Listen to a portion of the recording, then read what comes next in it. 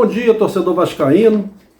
Nessa sexta-feira, estou passando aqui no canal AV+, no Atenção Vascaínos, para a gente bater aquele tradicional papo, fazer aquela tradicional resenha. E antes de mais nada, para você que ainda não se inscreveu no canal, aproveita para se inscrever, pô. Você pode dar suas sugestões, fazer suas críticas, construtivas ou não, mas você vai ser muito bem-vindo aqui no canal. Tá legal? Aproveita para se inscrever, porque aí fica um papo, né? E depois vem o feedback de vocês. Né? E eu procuro, dentro do possível, também responder algumas dúvidas, algumas questões. Então, se inscreva no canal e vamos trocar aquele papo. Tá legal? Bom, primeiro eu vou falar aqui da arbitragem de Vasco e Bragantino, jogo do sábado, 21 horas, em São Januário. O árbitro será o mineiro Paulo Zanovelli. É um árbitro FIFA, ele foi para a FIFA em 2023. Ele esse ano apitou já 2 jogos da Libertadores, 2 jogos da Sul-Americana e 4 jogos do Campeonato Brasileiro da Série A. Não apitou jogos do Vasco esse ano e apitou um jogo do Bragantino, em que esse clube ganhou do Vitória por 1-0.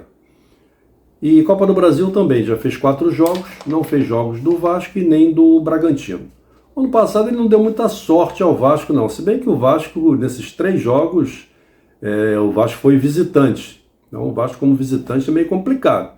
Aí o Bragantino venceu o Vasco por 2-1 lá em Bragança, o Juventude venceu o Vasco por 2-0 e o Grêmio venceu o Vasco por 1-0.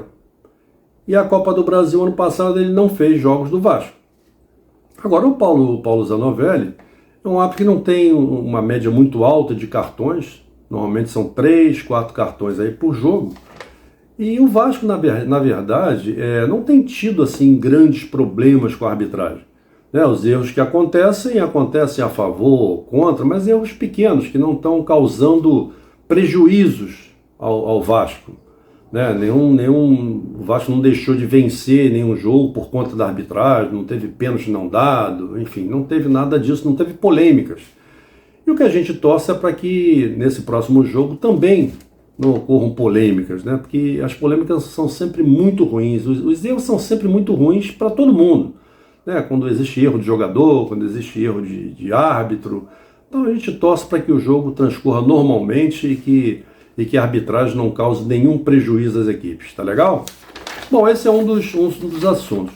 O outro assunto é interessante porque um amigo meio que desesperado me ligou essa semana e falou: pô, Cerdeira, eu vejo você aí no canal, na Atenção Vascaínos e tal, o pessoal falando do Vasco, não sei o quê.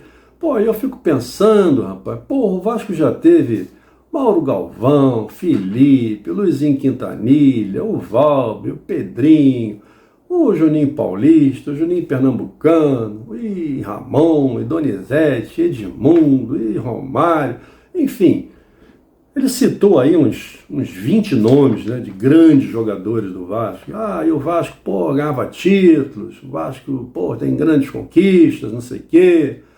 Eu falei: olha, companheiro, acontece que a realidade de hoje não é essa, Sabe, esses jogadores foram muito importantes, eles estão na história do Vasco para todo sempre.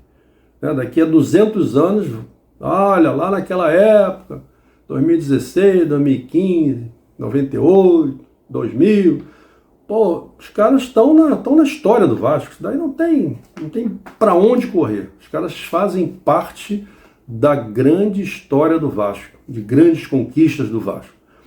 Aí eu brinquei com ele, eu falei: mas vem cá, quais desses jogadores podem jogar no time do Vasco hoje? Quais desses aí? Para reforçar esse time? Cedero, tu tá de sacanagem? Eu falei: não, não tô. Porque a gente tem que ser prático, amigo. Isso daí foi passado, faz parte da história do Vasco. Agora, nenhum desses jogadores vai poder jogar, porque eles têm 50 e poucos anos, têm 60 anos, entendeu? Então não adianta a gente ficar comparando, por exemplo, times campeoníssimos do Vasco com o time desse ano, não adianta. Então eu falei: olha, as conquistas do Vasco, elas servem assim, primeiro para fazer a história do Vasco, a linda história do Vasco. E depois ela serve assim como uma meta, né? Qual é a meta do Vasco de hoje? É chegar, né, numa posição como chegou o Vasco de antigamente, né? Conquistar títulos, né?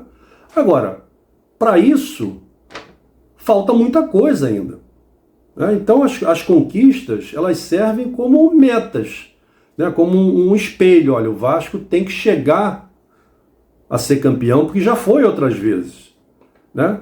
Então, qual é o Vasco que eu quero, por exemplo, a médio prazo? Porque eu falei com ele, olha, não adianta ficar olhando pelo retrovisor, pô.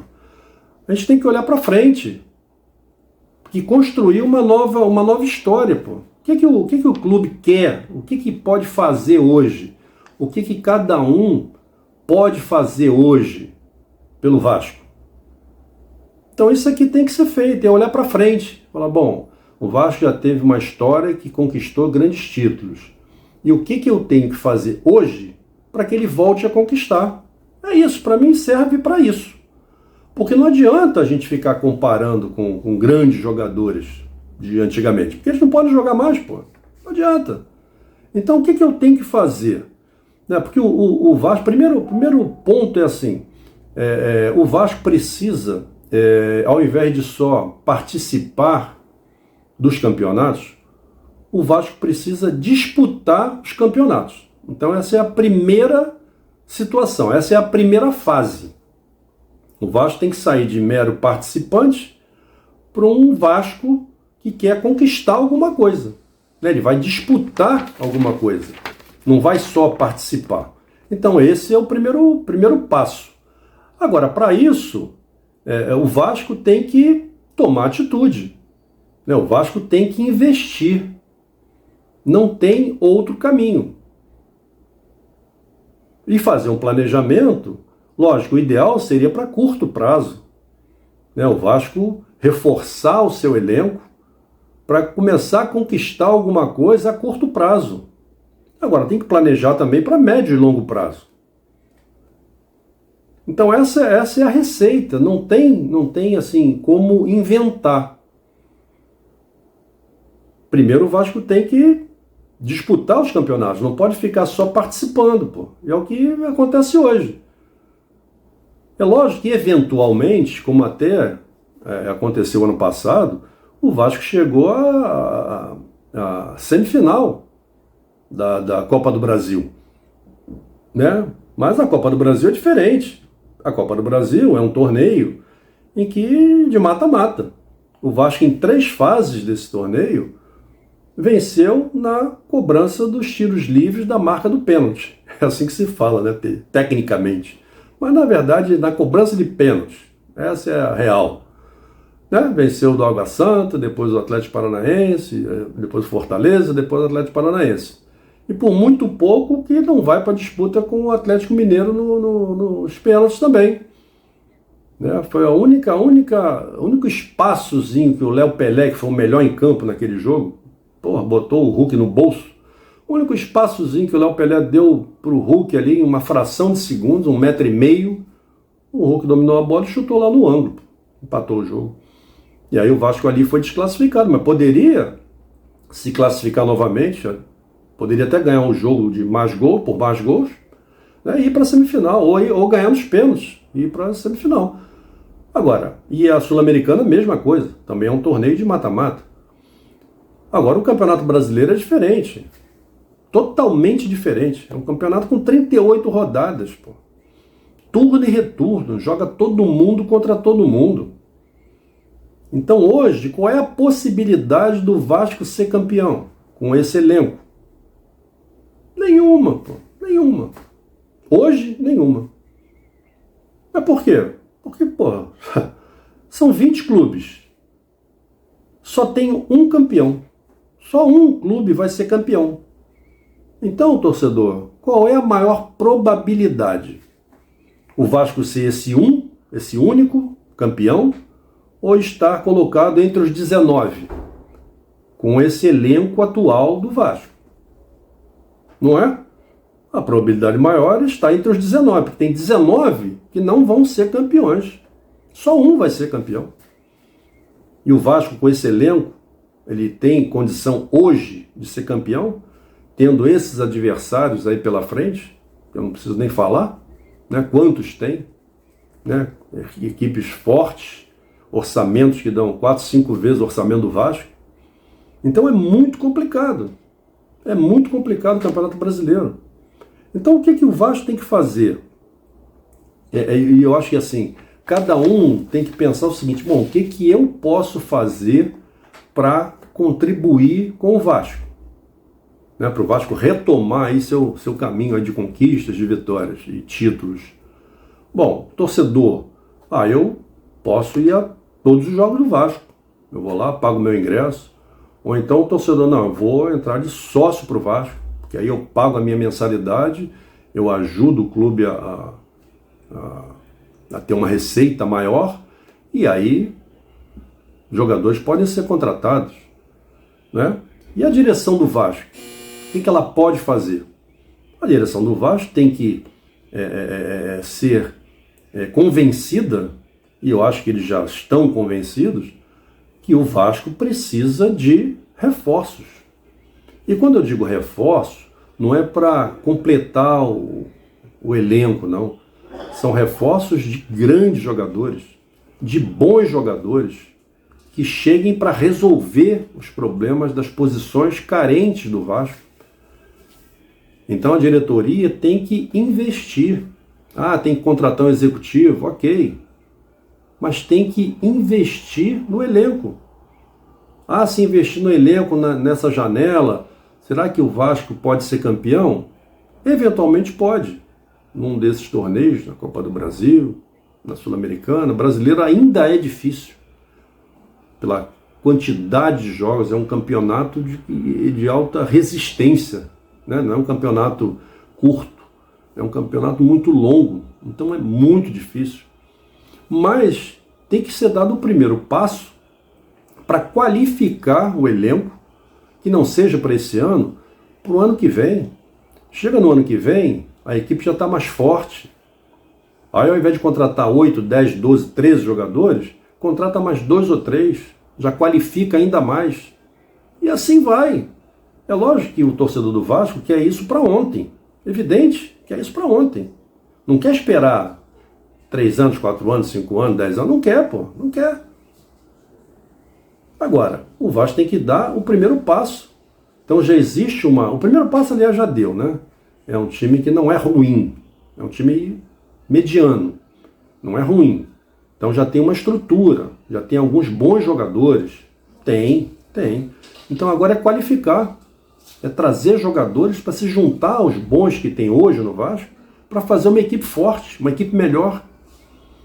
E quando chegar o ano que vem, contrata mais alguns para a equipe se tornar melhor ainda, para disputar títulos e depois até chegar ao ponto de conquistar os títulos. Então esse é o caminho. Agora cada um tem que fazer a sua parte. Cada um tem que fazer a sua parte com sugestões, né, com críticas, com pressão, enfim, com o que puder fazer. Mas cada um tem que fazer a sua parte. E a diretoria, principalmente, tem que investir no time. Tem que investir no elenco.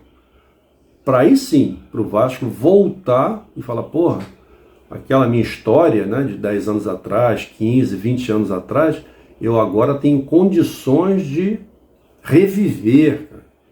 Eu quero ver novamente o Vasco ser campeão. O Vasco agora vai disputar títulos. Então essa história serve para isso, como meta para futuras conquistas. E não para a gente ficar se lamentando, né, ficar comparando, porque aí a nossa saúde mental vai ficar muito prejudicada, meu. E eu me recuso a pensar assim, a fazer esse tipo de comparações. Eu não me permito fazer isso.